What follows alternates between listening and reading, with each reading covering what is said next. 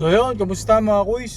So another video na naman. Pupunta tayo ngayon sa casa para magpa-PMS. Ang PMS naman na gagawin dito is parang ano lang naman, under chassis inspection. So yun lang yung gagawin. Siguro hindi naman masyadong tatagal yung paggawa nun. So update ko lang kayo, yung odometer reading namin is nasa 35,388 na in just 1 year and 6 months. So yun yung ano niya, yung odometer reading as of now. Okay, so pupunta na ako doon. At yan, update ko na lang kayo mamaya kung magkano at ano yung gagawin.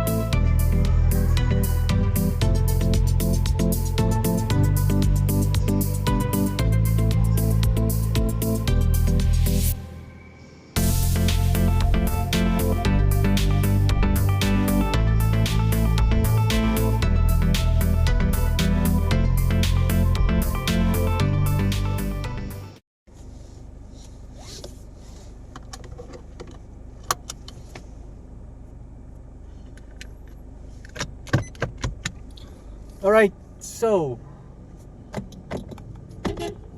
tapos na ang PMS.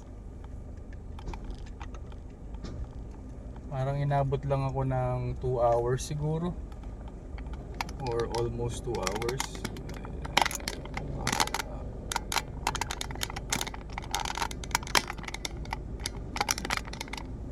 So yun, parang inabot lang ako ng almost 2 hours. So nagbayad ako ng 2,312.30 cents dahil dun sa ginawa. So okay na rin. So next PMS is 40,000 odo. Doon ang medyo magastos kasi parang magpapalit na ng fluid and ATF. So yun yung paghahandaan. So yun lang.